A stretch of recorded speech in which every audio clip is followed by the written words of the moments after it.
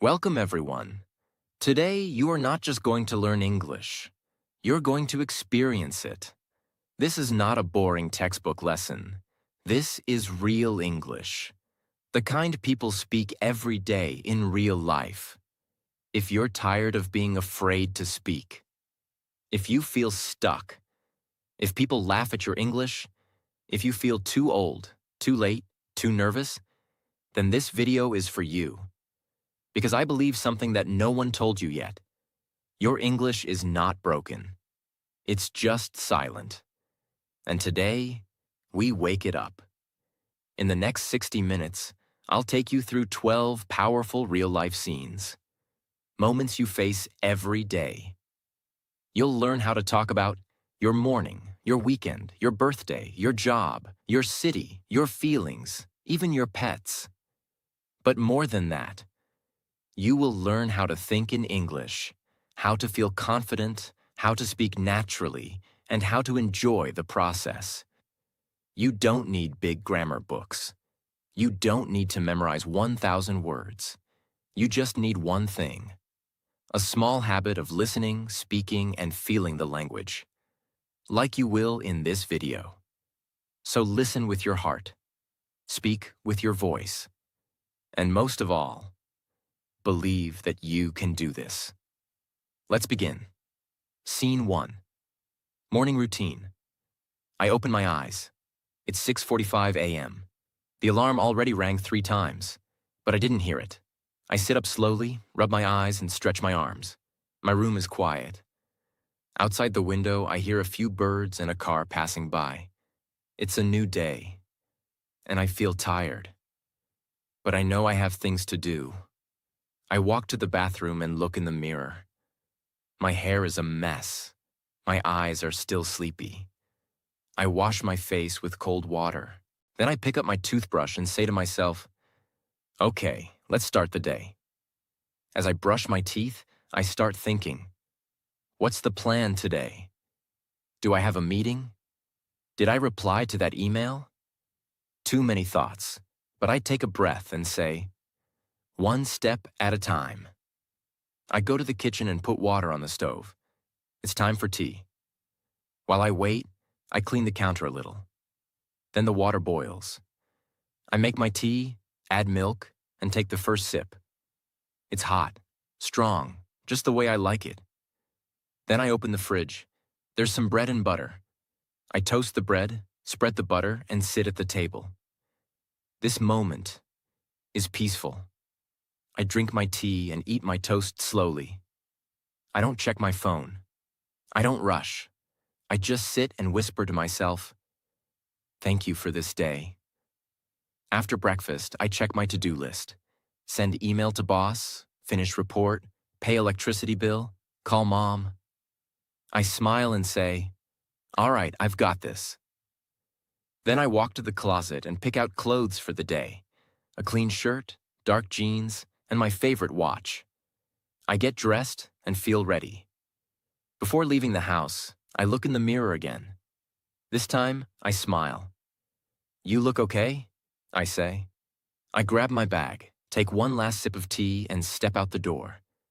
The day has begun. Scene 2. Going to work. It's 7:35 a.m. I walk out of my house, lock the door, and take a deep breath. The sun is just rising. The air is fresh, and the road is quiet. My shoes hit the pavement slowly as I walk toward the bus stop. I reach the corner where the same old tea stall is open. The man behind the counter smiles at me. He says, morning, sir. Your usual.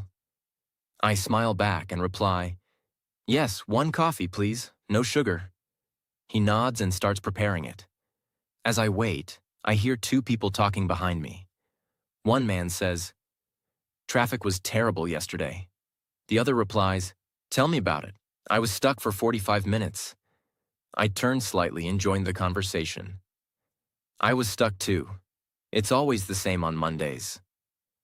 We all laugh quietly. The coffee is ready. The man gives me my cup and says, careful, it's hot. I thank him and take a slow sip. The first sip wakes me up. Strong, spicy, perfect. After finishing the coffee, I walk toward the bus stop. There's a young woman already standing there. She's holding a file in her hands, dressed formally. I nod politely and say, "Morning." She replies, "Morning." We stand in silence for a few seconds. Then she turns and says, "Do you know if bus 34 already passed?" I check my watch and say, "I don't think so. It's usually late by 5 minutes." She smiles and says, "Thank you. I'm going for a job interview. First one." I nod and reply, "Good luck. You'll do great. Just speak with confidence." She laughs nervously and says, "I'll try. I'm still working on my English." I say, "You're doing fine. Everyone starts somewhere. Don't worry." Just then, the bus appears in the distance. She sees it and says, "There it is." Thank God we both get on. The driver says, "Exact change only." I take out my card and beep it. She hands over her money and finds a seat near the window. I sit beside her and say, "So what kind of job are you applying for?" She replies, "Receptionist. It's in a small office. Basic work, answering phones, greeting clients." I say, "That's a good place to grow. And you get to practice English every day." She smiles and says, "Yes. That's my goal, to improve my English and become more confident." The bus moves forward slowly. We pass a busy market. She looks out the window and says, "Do you take this bus every day?" I reply, "Almost. I work in marketing. Office near Metro Plaza." She nods and says, "Oh, that's near my interview location." Then she turns and says, "Can I ask you something? How did you learn to speak so naturally?" I smile and say, "I used to be afraid to speak. I made so many mistakes. People laughed, but I kept going. Every morning on this bus, I listened to English podcasts. I repeated sentences in my mind. I didn't stop. That's it." She nods slowly. "That's inspiring. I hope I can do that too." I reply, "You already started. Just keep going." The bus driver suddenly calls out, "Metro Plaza, stop!" I get up and say, "This is my stop. Good luck again." She smiles and says, "Thank you. And thank you for the encouragement."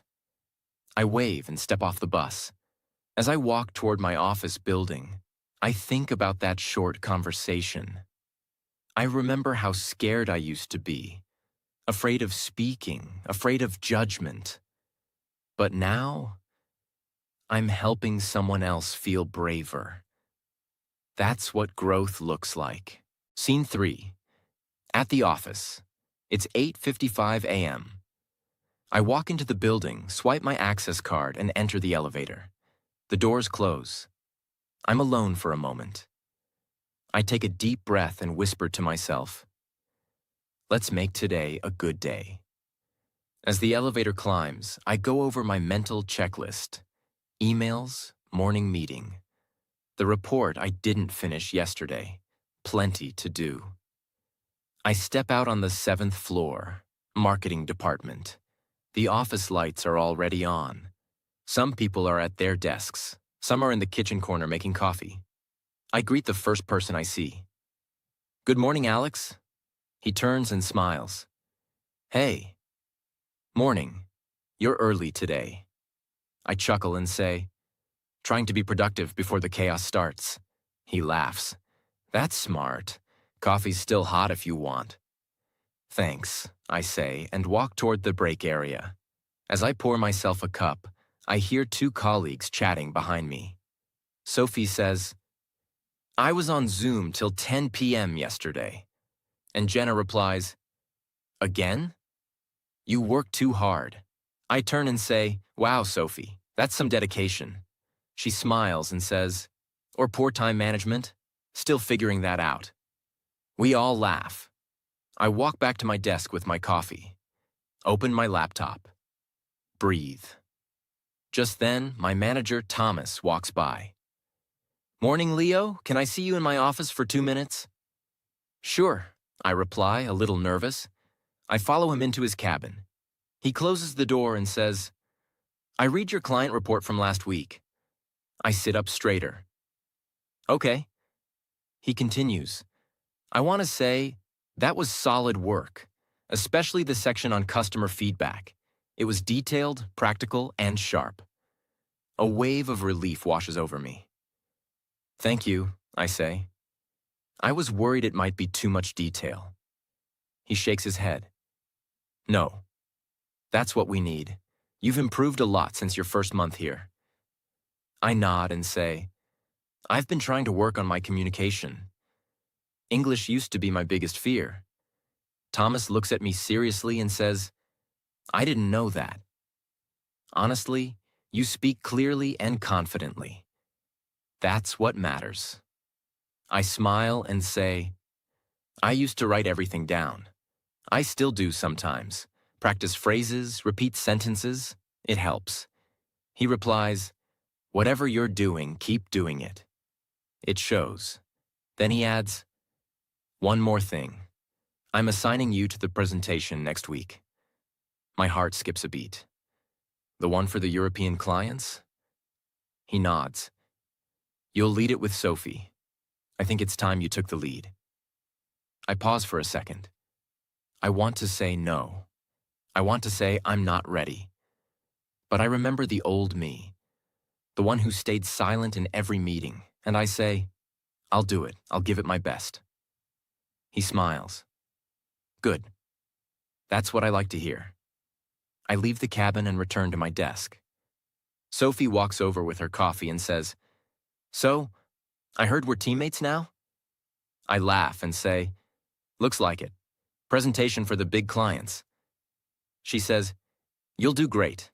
Just speak slowly and clearly. You already sound professional.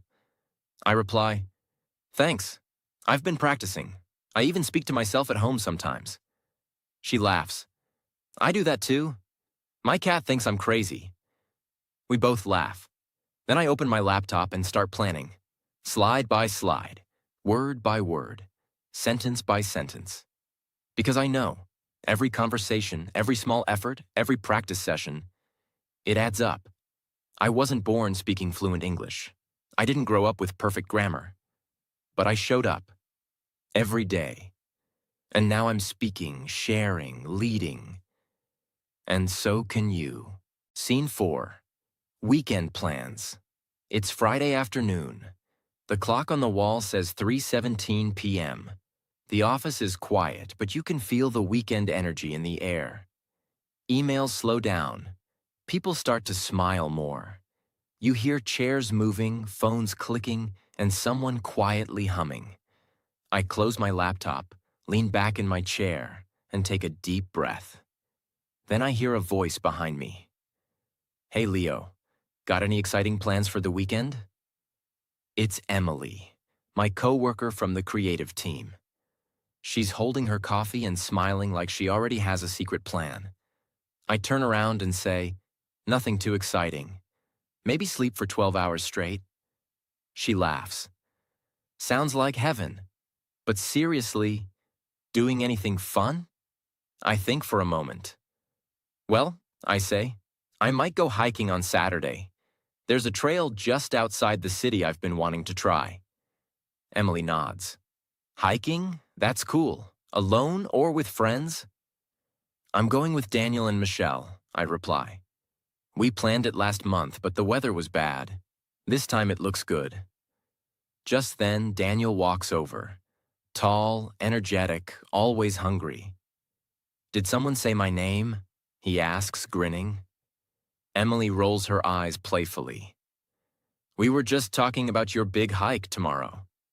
Daniel says, oh yeah, I've been looking forward to it. I even bought new hiking boots. Super expensive, but totally worth it. I say, let's hope they don't fall apart on the mountain. Daniel chuckles. If they do, I'll sit down and wait for you to rescue me. Emily laughs. That's not how hiking works, Daniel. Then Michelle walks in, hearing the laughter. She says, "Let me guess. Daniel's already making excuses not to hike." He raises his hands dramatically. "False accusations." Michelle laughs and says, "Anyway, I can't wait. Nature, fresh air, and finally, a break from screens." I nod and say, "Exactly. I just need to disconnect. No email, no messages, just trees, birds, and long walks." Emily leans against the desk and says, "That actually sounds amazing. I might try something new this weekend too." "Like what?" I ask. "I've signed up for a pottery class," she says. Daniel smirks. "Pottery? Like making bowls?" "Yes, Daniel," Emily replies. "Making bowls and plates and whatever I want." Michelle smiles. "That sounds peaceful. I think it's great to do something creative outside work." Emily nods. "I just want to try something that's not digital, you know? Something real. Something with your hands." We all pause for a second.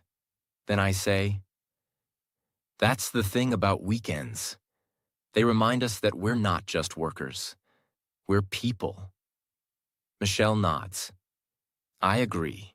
We spend all week typing, talking, solving problems.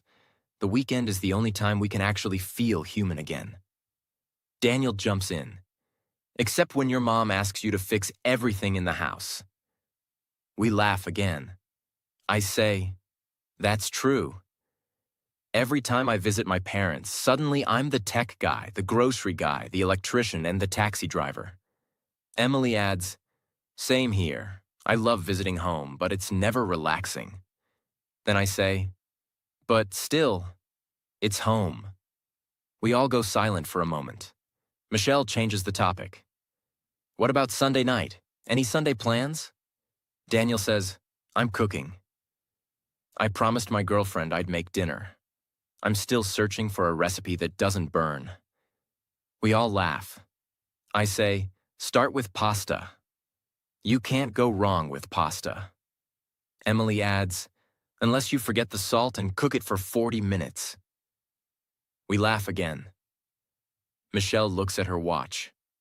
"Okay, I need to send one last email before I can escape this place." Daniel says, "I'm already mentally out the door." Emily finishes her coffee and says, "Enjoy your weekends, everyone. No overthinking, okay? Just live." I smile and say, "That's the plan." Scene 5. Birthday celebration. It's Saturday evening. The living room is quiet, but only for a moment. Suddenly the door opens and 5 people rush in carrying bags, balloons, and a box of decorations. Emily says, "Okay, we have 1 hour before Leo arrives. Let's move." Michelle drops her bag on the couch and says, "Where's the tape?" "I need to hang this banner." Daniel holds up the cake box and says, "I'm not moving until someone clears a space for this masterpiece." Jenna laughs and says, "You mean that lopsided cake you bought at the last minute?" Daniel raises an eyebrow. "Excuse me.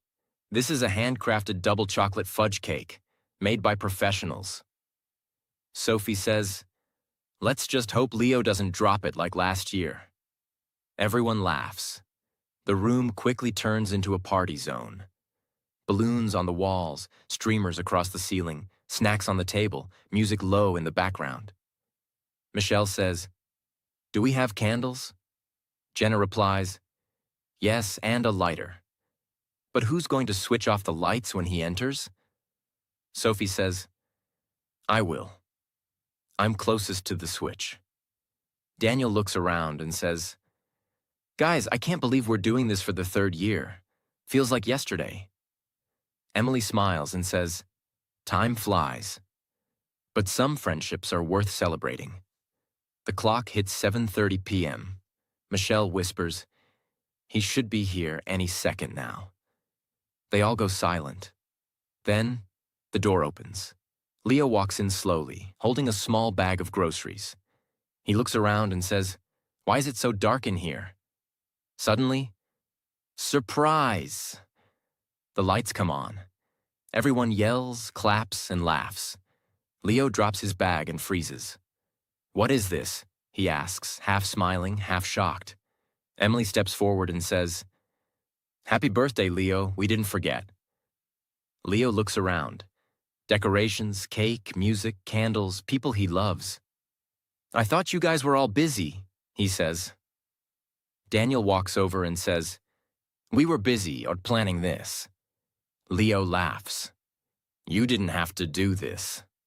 Sophie says, "That's exactly why we did." Michelle hands him a birthday hat. "Put this on, it's tradition." He puts it on and says, "I can't believe this. You made my whole week." Emily lights the candles and says, "Make a wish, and don't say it out loud." Leo closes his eyes, smiles quietly, and blows out the candles. Everyone claps again. Daniel cuts a piece of cake and says, "Okay, open your mouth, we're feeding you first." Leo laughs and takes a bite. "Wow," he says, "this is really good." Daniel proudly says, "Told you." Masterpiece. They all sit down on the couch together. Jenna says, "So, how does it feel to be older?" Leo replies, "Honestly, I feel lucky, not because of the birthday, but because of all of you." Michelle adds, "You're not just older, Leo. You're wiser, stronger, and definitely more emotional." He smiles and says, "I used to hate birthdays. Too much attention. But this is different." Emily says, "This is not about attention. It's about appreciation." Sophie adds, "You show up for everyone. You work hard. You never ask for anything. So today, we show up for you." Leo sits back, touched by their words. Daniel says, "Now open the gifts before I take mine back." Leo laughs. "There are gifts too?" They hand him small, wrapped boxes. Nothing expensive, just thoughtful things. A new notebook. A mug that says, "Keep going." A framed group photo from 2 years ago. Leo opens the last box and finds a handwritten note. He reads it out loud. "Dear Leo, you may think you're just ordinary. But to us, you're the reason Mondays feel better. You're the one who reminds us to keep going. And today, we want you to know, you matter." Happy birthday, Leo looks up, eyes slightly wet. He says, "I don't know what to say, thank you, and for everything." Emily replies, "Just promise us one thing." Leo asks, "What?" Michelle smiles and says, "Don't ever disappear on your birthday again." He nods. "Deal." They raise their glasses, sparkling juice, soda, whatever they have. Daniel says, "To Leo." Everyone echoes, "To Leo." And just like that, a simple evening becomes a moment they'll remember forever. Scene 6. Talking about your city. It's Sunday afternoon. The cafe is half full. The weather outside is beautiful. Soft clouds, warm light, and a quiet breeze through the trees. Leo sits near the window, sipping an iced coffee, notebook open in front of him. He's working on a personal project, something about memories. Then the door opens, and a familiar voice says, "There you are. I thought you'd be late." It's Julia, his old friend from university, back in the city after 3 years abroad. Leo smiles and stands up. "I'm never late for coffee, especially when the person's been missing for 3 years." Julia laughs and hugs him. "It's good to see you again." They both sit. Leo asks, "So, how does it feel to be back?" Julia looks around and says, "Strange.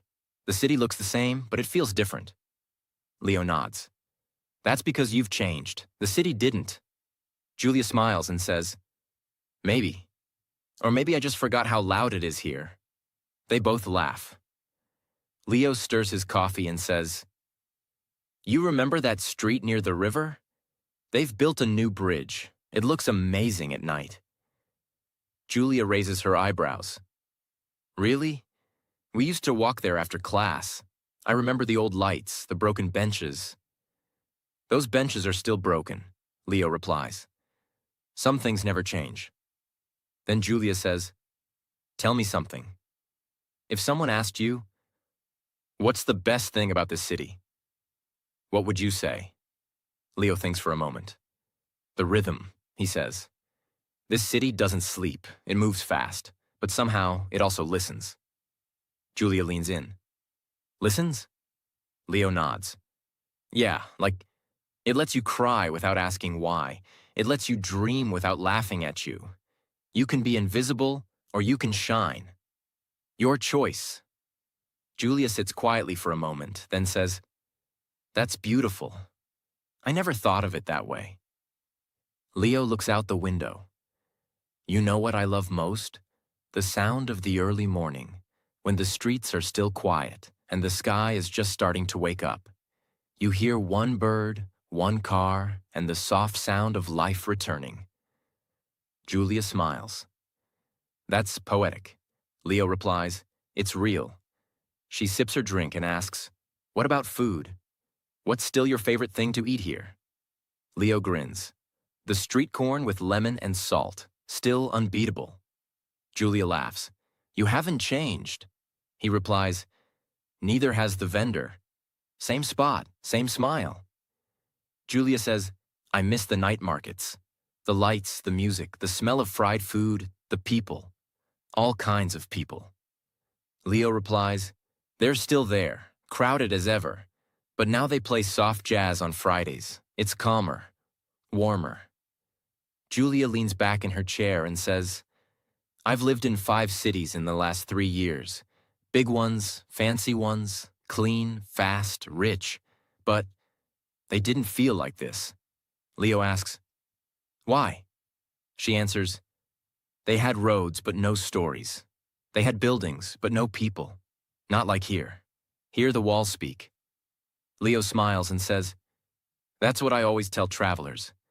If you want to see beauty, visit a postcard city. But if you want to feel something, come here. Julia says, I wish more people knew this. Leo replies, that's your job now. You've seen the world. Now you tell it what home really means. They sit in silence for a moment. Then Julia says, let's take a walk. I want to see everything again. Leo closes his notebook and stands up. Let's go. I'll show you the new bridge, and the old trees, and the same cafe where we used to sit with no money and big dreams. As they leave the cafe and walk into the city, the scene slowly fades. But the conversation stays in the heart. Scene 7. Grocery shopping. It's late afternoon. The sky is cloudy and the wind is gentle. Leo puts on his jacket, grabs a reusable shopping bag, and walks toward the local grocery store. He doesn't like shopping. But today, he feels calm, slow, ready to enjoy the little things. As he steps inside the store, the door opens with a soft chime. Bright lights, soft music, the smell of fresh bread. A young woman is near the entrance, stacking apples. She looks up and says politely, "Good afternoon, sir. Let me know if you need any help." Leo smiles and replies, "Thank you. I'm just looking around for now." He grabs a small cart and walks down the first aisle, fruits and vegetables.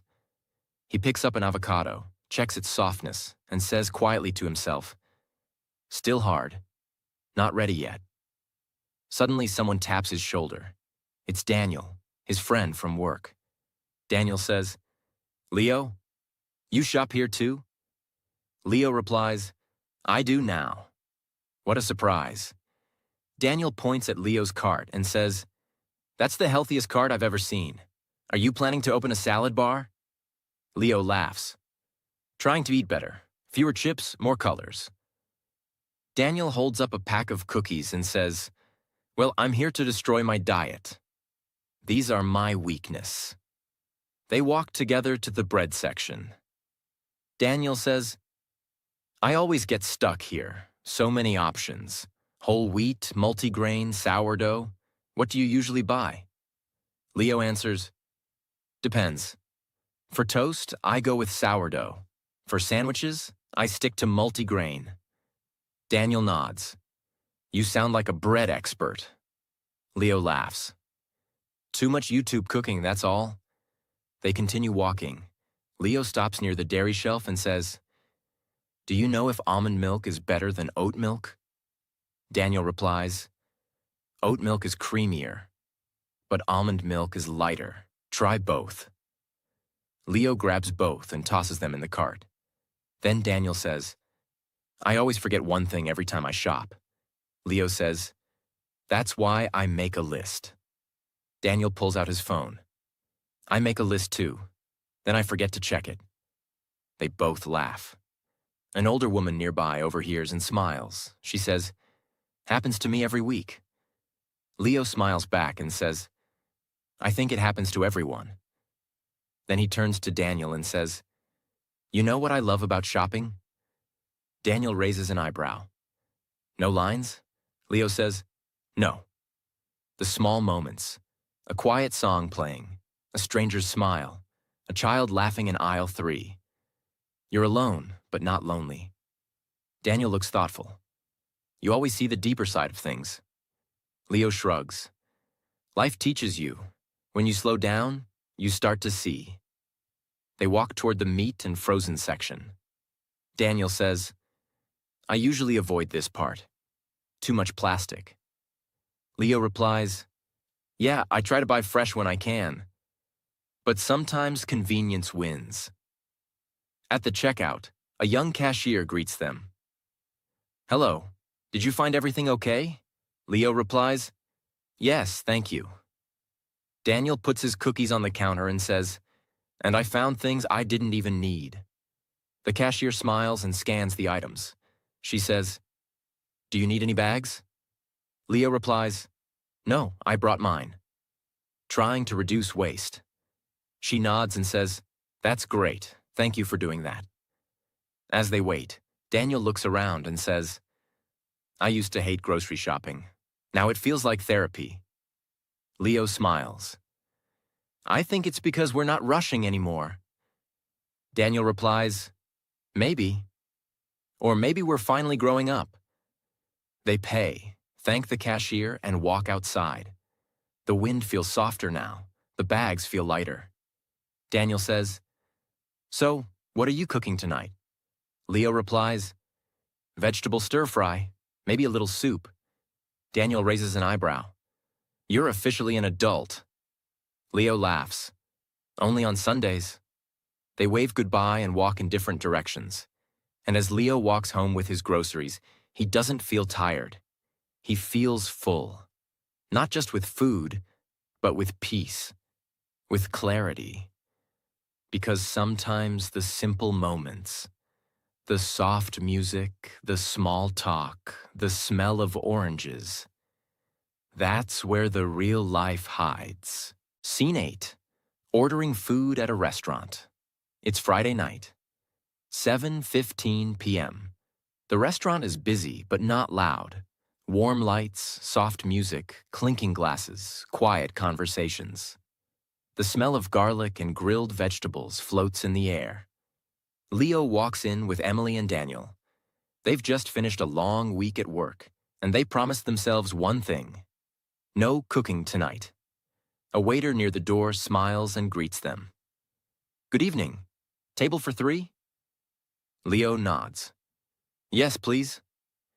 Right this way, the waiter says. They follow him to a table near the window. Daniel says, nice view. You can see the whole street. Emily replies, I'm just here for the food. They sit down. The waiter hands them menus. My name's Alex. I'll be your server tonight. Let me know if you have any questions. Leo says, thank you. The waiter walks away. Daniel opens the menu and says, this place is fancy. Everything has a name I can't pronounce. Leo laughs. Just pick something with chicken. You can't go wrong. Emily scans the menu. I'm craving something creamy, maybe pasta, but I also want something spicy. Leo teases, you want creamy and spicy? That's a dangerous combination. Emily smirks. Life is short. Daniel points to something on the menu. What is tagliatelle al limone? Leo says, it's pasta with lemon cream sauce. Daniel replies, I'm ordering that.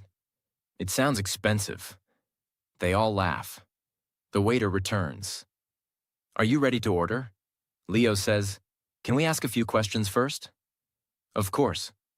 Emily asks, is the spicy chicken pasta very spicy or just a little? The waiter says, it's medium, but we can make it mild if you prefer.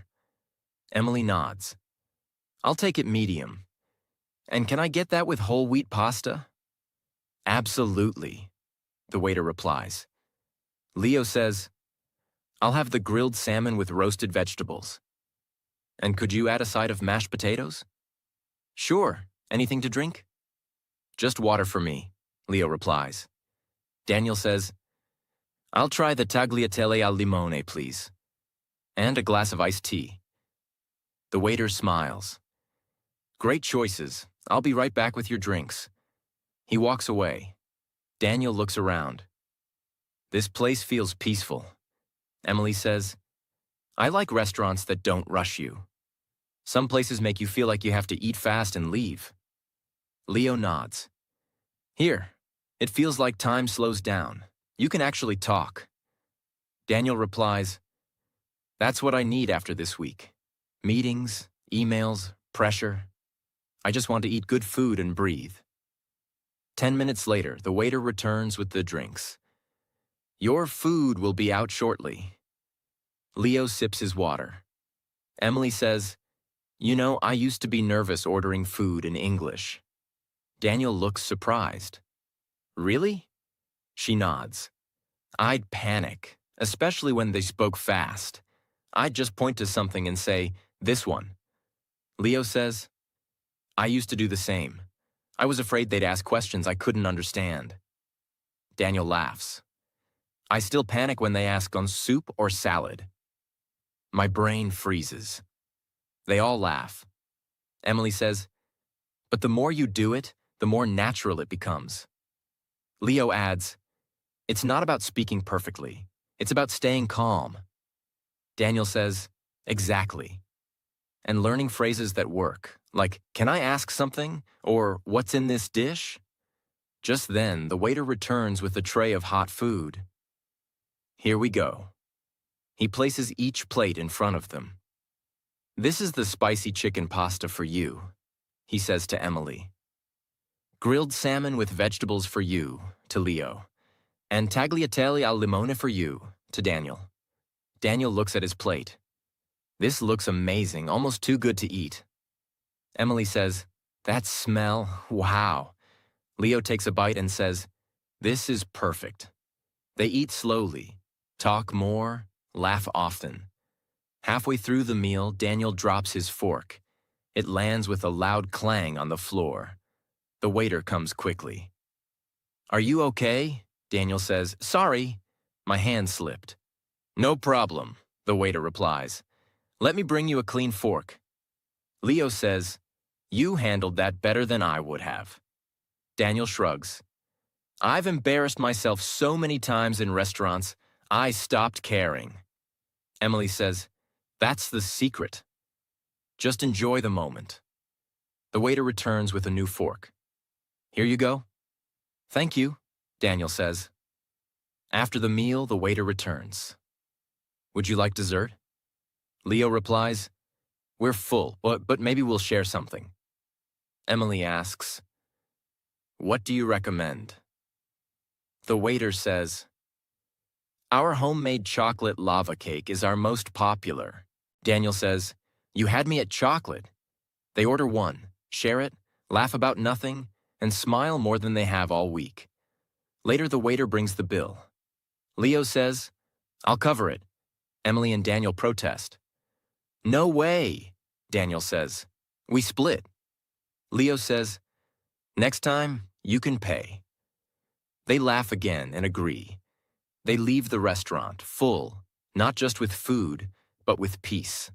And as they walk under the streetlights, Leo says quietly, "You know, good food tastes even better with the right people."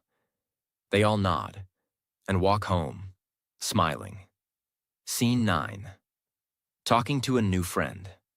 It's Sunday morning. Leo enters a local art gallery alone. It's quiet, with soft music and sunlight pouring in through the large glass windows. He walks slowly from one painting to another, taking his time. This is how he resets his mind, by being surrounded by stillness and colors.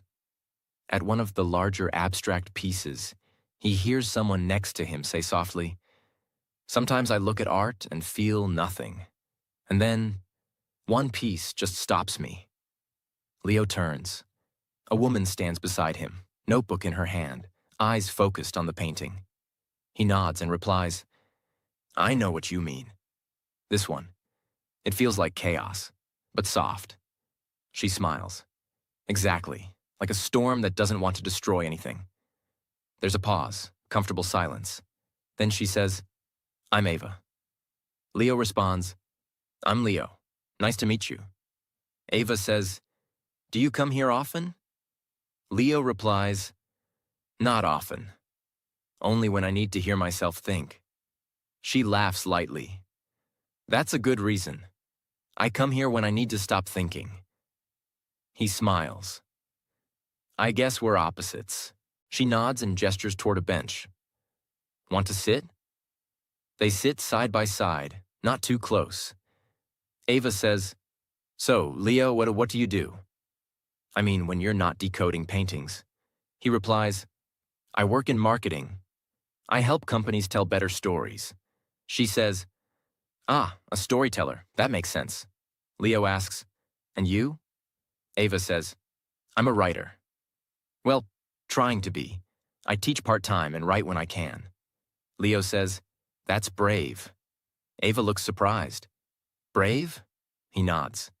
"Telling your truth on paper, that's not easy." She thinks for a moment. "Maybe. Or maybe I'm just afraid to speak out loud, so I write instead." He says, "I used to be like that. I was afraid of speaking English, afraid people would judge my mistakes." She asks, "What changed?" Leo replies, "I stopped chasing perfection. I started chasing connection." Ava leans forward. "That's beautiful. Do you mind if I write that down?" He laughs. "Go ahead."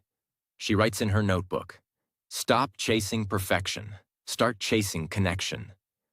Then she says, "You seem comfortable with people."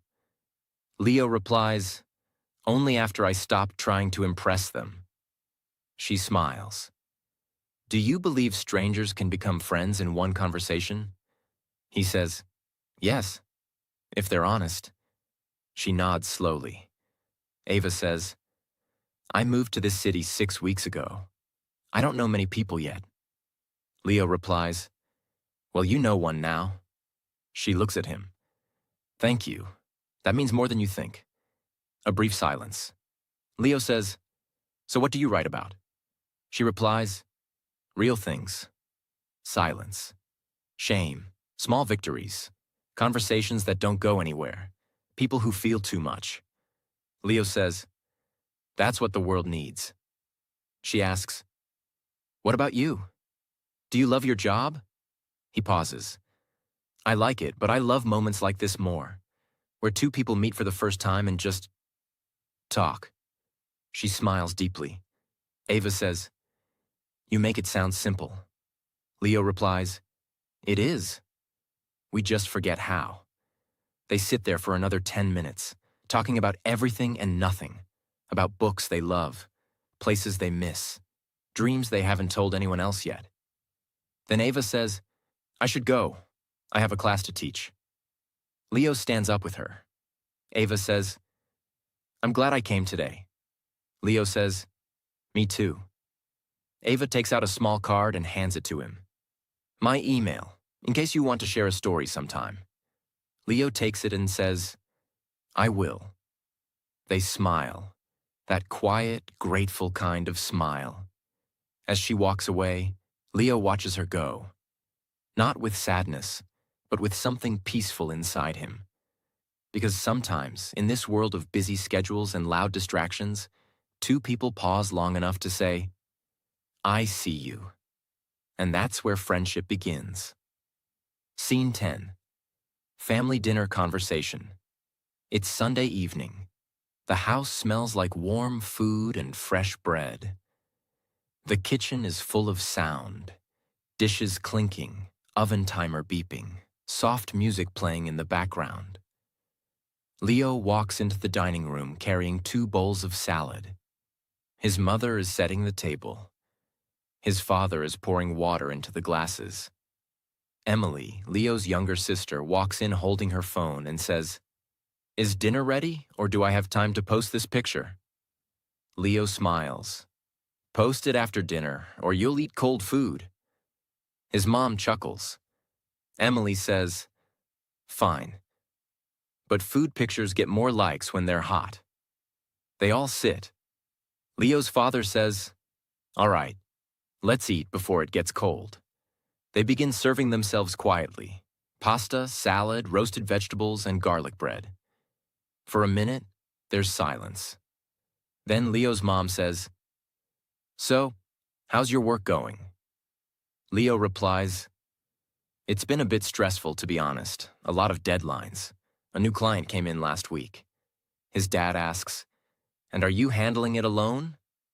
Leo nods. "For now, but I'm learning a lot. That's the good part." Emily says, "You always say that, even when things are falling apart."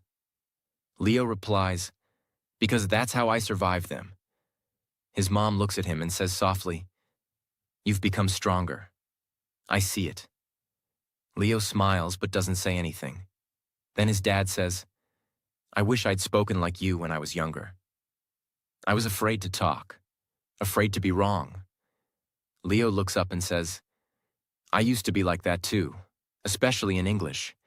I'd stay quiet in meetings, not because I had nothing to say, but because I was scared to say it wrong." Emily asks, "What changed?" Leo replies, "I stopped trying to sound perfect. I started trying to be real." His father nods and says, "That's not easy, especially in front of people." Leo says, "But silence was harder. It kept me small. I didn't want that anymore." His mom puts her hand gently on his and says, "We're proud of you, not just because you work hard, but because you're becoming the kind of man people can trust." Emily says, "And the kind of brother who always washes the dishes after dinner?" Leo laughs. "Let's not go too far." They all laugh together. Then Emily says, "You know what I love about these dinners?" Leo asks, "What?" She replies, "We sit, we talk. No phones, no rushing, just us." Their mother smiles. "I wait for this all week. No matter how tired I am. I cook, not because I have to, but because I know you'll all sit here and talk. That's what makes a house feel alive." Leo says, "People don't realize how powerful dinner time is." His father adds, "It's not about the food. It's about the space to breathe, to speak, to feel seen." They all go silent for a moment. The kind of silence that feels full, not empty. Then Emily says, "I wish more families did this." Leo replies, "Maybe one day when we have our own families, we'll do the same." His mom says, "Teach your kids to listen, not just speak." His dad says, "And tell them it's okay to speak slowly, with mistakes, but with truth." Leo finishes his food and leans back in his chair. "I used to think learning English was about grammar and vocabulary, but now I see it's about courage." His dad looks at him. "And you found yours." Leo smiles. "Still finding it, but every dinner like this helps." They all begin clearing the table, still talking, still laughing. Leo stands at the sink with Emily beside him, drying the plates. She says, Remember when we used to fight about who would do the dishes? He replies, we still do. They laugh. Emily looks at him seriously. You're a good brother. I don't say that often. Leo says, you're not so bad yourself. And that's how the night ends. Not with fireworks, not with big moments, but with dishes, laughter, stories, and the quiet beauty of being home. Scene 11. Buying clothes. It's Saturday afternoon. The weather outside is cool and perfect for walking. Inside the mall, the air is bright, clean, and full of energy. People talking, music playing, bags swinging in hands. Leo walks into a large international clothing store with his close friend, Ava. She's looking for a dress. He's looking for nothing, but ends up finding something else. A sales associate greets them at the door with a smile. Welcome. Let us know if you need any help. Leo nods politely. Thanks. Just browsing for now. They start walking slowly through the store, past shelves of neatly folded shirts, racks of jackets, sections with shoes and accessories. Ava picks up a deep blue dress. She asks, what do you think? Leo replies, I think if you don't buy that dress, I might. She laughs. Flattery will get you nowhere. Then she points at a coat hanging on a nearby rack. You should try that one. Leo walks over and looks at it. A simple black coat, sharp, clean design. He touches the fabric and says, this actually feels nice. A store assistant appears nearby. Hi there. Would you like to try that on? Leo says, yeah. Is there a fitting room available? The assistant smiles. Yes, right this way. Leo follows her. The assistant opens a curtain. Let me know if you need another size, she says. Leo nods and steps in. A few minutes later, he steps out wearing the coat.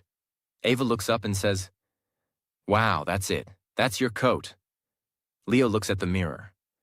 I'm not sure. She says, trust me. It fits your energy. He turns and checks the back, then says, okay.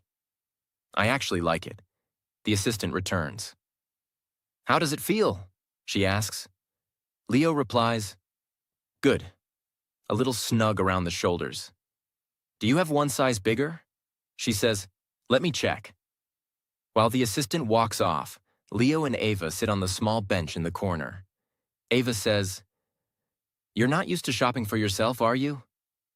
Leo shrugs. I never saw the point. As long as I'm clean, I'm fine. She smiles. But the way you dress also tells the world something. Leo replies, like what? Like how you see yourself. Leo goes quiet, then says, I guess I've always been afraid to be seen. Ava looks at him kindly. You're seen, and it's okay to dress like you belong. Before he can reply, the assistant returns. Here's the next size. Want to try it? Leo says, yeah, thank you. Leo tries the larger size. It fits better. He comes out and shows Ava. She says, that's it. That's you. Leo looks in the mirror again. This time he smiles. Not because of the coat, but because of the moment. He turns to the assistant. I'll take it. She says, great. Would you like to pay here or at the front counter? Front counter is fine. Ava also carries 2 items in her hand. They walk to the front. The cashier smiles. Did you find everything you needed today?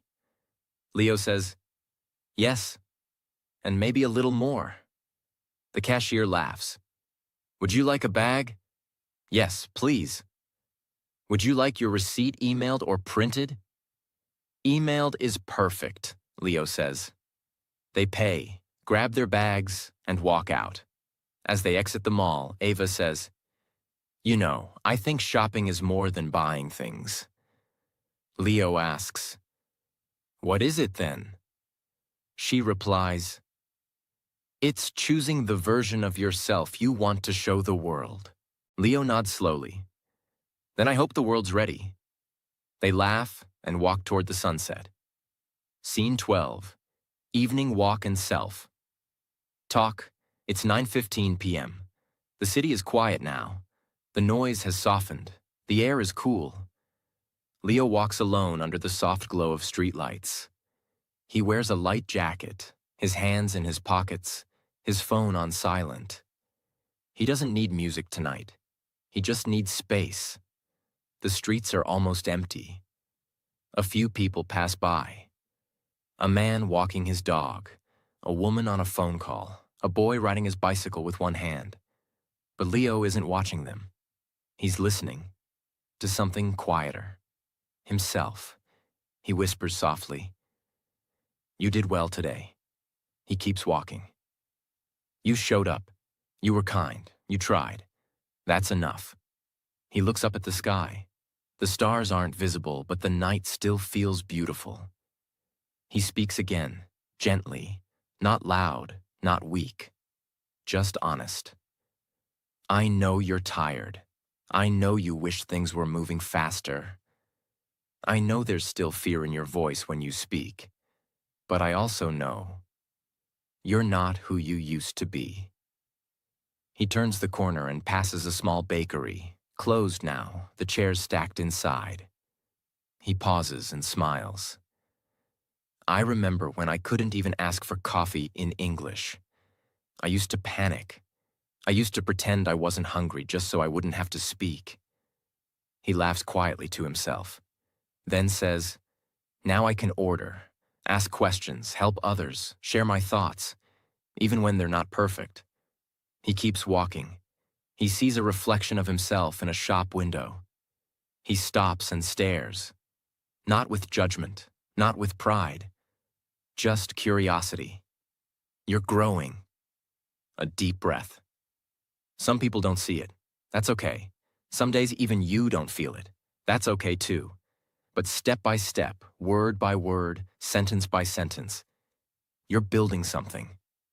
He takes out his phone, opens the Notes app, types, "Day 176. I spoke without fear. For 10 minutes. With a stranger. She smiled. I smiled back."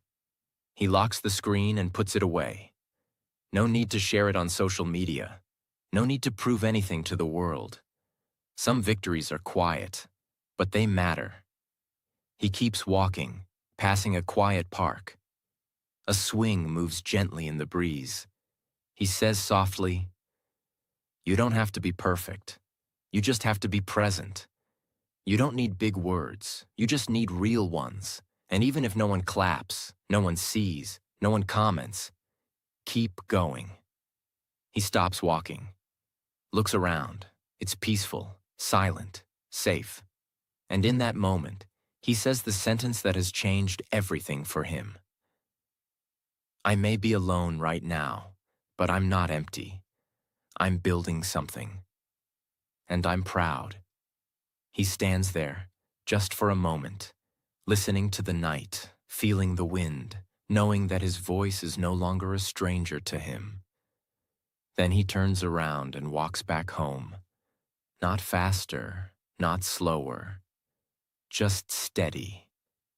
Like someone who trusts the road now. Thank you for watching till the end. Remember, learning English is not about being perfect. It's about being brave. You've already taken the first step. Keep going, speak more, think in English.